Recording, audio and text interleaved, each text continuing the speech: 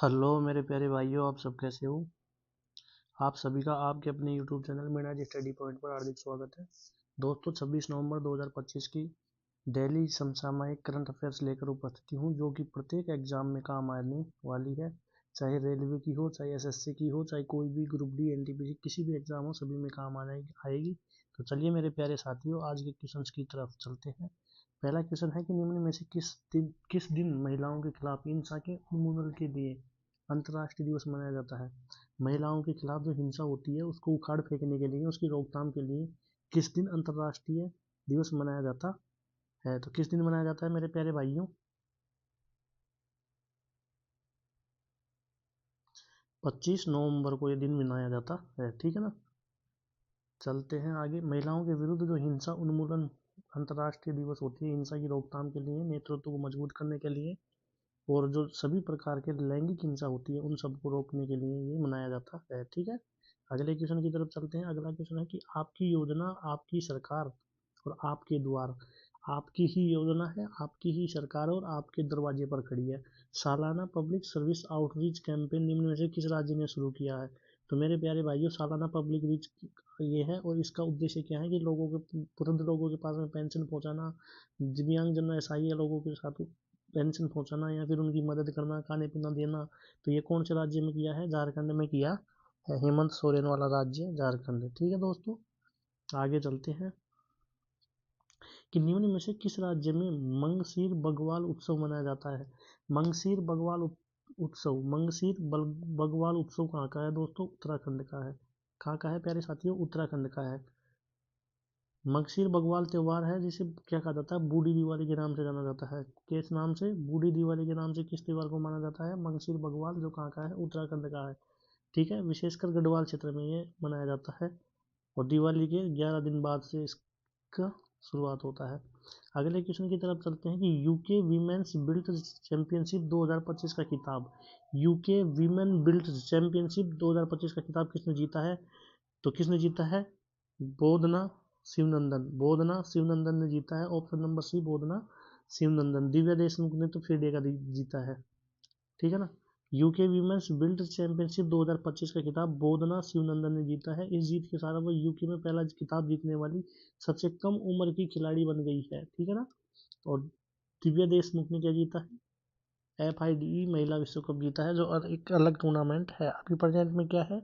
Women builds championship 2025 का खिताब भारत में बोधना शिवनंदा ने जीता है। बी मतलब बिल्ड्स और बी मतलब बोधना शिवनंदा, ठीक है दोस्तों। अगले क्वेश्चन की तरफ चलते हैं। अगला क्वेश्चन है कि निम्न में से किसे वर्ल्ड बॉक्सिंग का अध्यक्ष नियुक्त किया गया है। वर्ल्ड बॉक्सिंग, बॉक्सिंग कौन करेगा? जो लड़ने में अनाड़ी होगा, जो लड़ने में क्या होगा? अनाड़ी होगा। तो अनाड़ी, गेनाडी से क्या बन रहा है? अनाड़ी। Option number B is right answer, Gennady Golovkin. जो लड़ेगा वो अनाड़ी होगा, यानी कि जो बॉक्सिंग करेगा वो अनाड़ी होगा। अनाड़ी से क्या बन रहा है? गेनाडी गोलोकिन, ठीक है दोस्तों। आगे चलते हैं। और ये कहाँ है? गेनाडी गोलोकिन नवंबर 2025 को रोम में वर्ल्ड बॉक्सिंग मुक्केबाजी विश्व संगठन उद्घाटन सम्मेलन में अध्यक्ष चुना गया है। 2028 का ओलंपिक खेल कहाँ होगा? लॉस एंजलिस, लॉस एंजलिस जो अमेरिका में है, ठीक है ना। 2028 का ओलंपिक खेल होंगे कहाँ? लॉस एंजलिस में होंगे, ठीक है दोस्तों। अगले क्वेश्चन की तरफ चलते हैं कि टेक्नोलॉजी और इनोवेशन को बढ़ावा देने के लिए भारत और कनाडा ने किस देश के साथ ACITI पार्टनरशिप की घोषणा की है? ACITI पार्टनरशिप की घोषणा की है कौन कौन ने? Australia plus India plus Canada. तो option number A is right answer.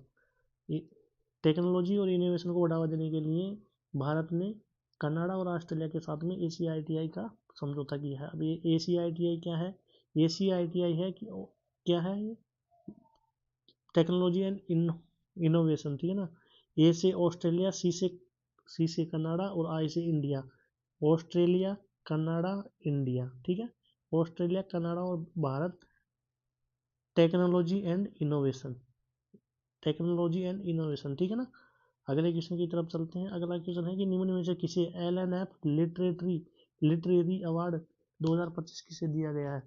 LNF literary award किसे दिया गया है? वेलामाना सिमन्ना, वेलामाना सिमन्ना को LNF लिटरेचर अवार्ड दिया गया है। प्राप्तकर्ता कौन है? वेलामाना सिमन्ना। पुरस्कार कौन दिया? लोकनायक फाउंडेशन देता है। LNF साहित्य पुरस्कार होता है। LNF कैसा पुरस्कार होता है? LNF एक साहित्य पुरस्कार होता है और इसको कौन देता है? लोकनायक फेडरेशन देता है।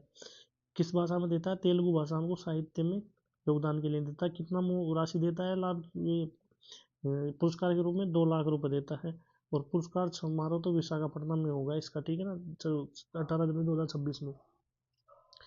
तो आगे के क्वेश्चन की तरफ चलते हैं। आगे का क्वेश्चन है कि निम्न में से किसने बांग्लादेश में आयोजित महिला कबड्डी विश्व कप 2025 का खिताब जीत लिया? तो अपना भारत ने बांग्लादेश में जो कबड्डी का विश्व कप हुआ था, कबड्डी का वर्ल्ड कप हुआ था, किसका?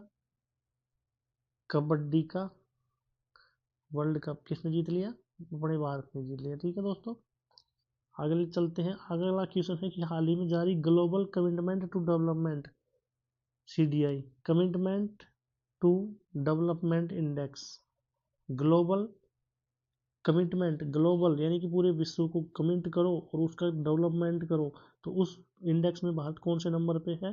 36वें नंबर पे है। भारत कौन से नंबर पे है? 36वें नंबर पे है। तो आइए देखते हैं कुछ महत्वपूर्ण। तो वैश्विक प्रतिस्पर्धा सूचकांक में कौन से नंबर पे है? 36वें नंबर पे। वैश्विक नवाचार सूचकांक में 38वें नंबर पे है। शांति सूचकांक में 115 नंबर पे है। एनले पासवर्ड इंडेक्स में 77 नंबर पे है। वैश्विक निवेश की रिपोर्ट 15वें स्थान पर है। सुरक्षित देशों की सूची में 67वें स्थान पर है। और सस्टेनेबल डेवलपमेंट गोल सूचकांक 99वां स्थान 167 देशों में से 99वां स्थान 167 देशों में से SDG सस्टेनेबल डेवलपमेंट सुरक्षित देशों की सूची 67वां स्थान है भारत का। वैश्विक निवेश 15वां स्थान पे है। एनली पासपोर्ट 17 पे, वैश्विक शांति 115 पे और वैश्विक प्रतिस्पर्धा सूचकांक CDI कितना? 36 पे। अगले क्वेश्चन की तरफ चलते हैं। अगला क्वेश्चन है कि निम्न में से किसने हाल ही में आयोजित ऑस्ट्रेलियन ओपन सुपर 500 का खिताब जीता है? ऑस्ट्रेलियन ओपन सुपर 500 का खिताब किसने जीता है? लक्ष्य सेन ने जीता है। लक्ष्य सेन ने जीता है। अगला क्वेश्चन है कि भारत और किस देश के बीच चौथा ऑस्ट्रेलिया इंडेक्स 2025 सैन्य अभ्यास किया गया है? भारत और ऑस्ट्रेलिया के बीच में AUS से ऑस्ट्रेलिया बनता है, IND से क्या बनता है? इंडिया बनता है। और ये नौसेनाओं का अभ्यास है। कैसा अभ्यास है? ये नौसेनाओं का अभ्यास है। ठीक है दोस्तों, INS भारतीय नौसेना जहाज INS सादरी ने नॉर्दर्न पैसिफिक में आयोजित द्विपक्षीय नौसैनिक अभ्यास इंडेक्स ओस इंडेक्स 2025 में भाग लिया। ठीक है, ये हर 2 साल में होता है। 2015 में ये स्टार्ट हुआ था। 2015 में ये स्टार्ट हुआ था। ठीक है दोस्तों, और हर साल होता है। 2015 में स्टार्ट हुआ था ओस इंडेक्स। ठीक है दोस्तों, अगले क्वेश्चन की तरफ चलते हैं। अगला क्वेश्चन है कि ऑपरेशन पवन किस देश में चला गया था? ऑपरेशन पवन किस देश में चला गया था जहां भारत के 1171 शहीद सैनिकों को भारतीय सेना द्वारा पहली बार सम्मानित किया जाने की घोषणा है? जिसके कौन से देश? अच्छा, उसी देश के थे जिसके एक 1171 सैनिक। तो 1171 सैनिक ऑपरेशन पवन के तहत कहाँ हुए थे? कहाँ मृत्यु हुई थी इनकी? श्रीलंका में हुई थी। कहाँ हुई थी इनकी? श्रीलंका में। ठीक है ना, ऑप्शन नंबर C श्रीलंका में। अगले क्वेश्चन की तरफ चलते हैं और आज का अंतिम क्वेश्चन है। देखिए ये रहा कि ऑपरेशन पवन 1987 के अंत में श्रीलंका में भारतीय शांति सेना द्वारा संचालित सैन्य अभियान था और ये LTTE से निरस्त करना था। भारत श्रीलंका समझौते के तहत जापाना प्रायद्वीप पर नियंत्रण हासिल करना था। ठीक है प्यारे साथियों, अगला क्वेश्चन और आज का अंतिम क्वेश्चन। प्रसिद्ध अभिनेता ली सुनजे 91 साल की उम्र में उम्र खत्म हो गया, मतलब निधन हो गया उनका। तो ये दक्षिण कोरिया के थे और जाने माने अभिनेता थे, एक्टर थे। ठीक है दोस्तों, तो आज के लिए इतना ही। आपसे कल मिलते हैं। राम राम, सभी को धन्यवाद। सभी अपने चैनल को सब्सक्राइब कीजिए, शेयर कीजिए, लाइक कीजिए, कमेंट कीजिए दबाकर, और फेसबुक पेज पर फॉलो कर दीजिए। मीणा स्टडी पॉइंट के नाम से फेसबुक है। ठीक है दोस्तों, सभी को राम राम।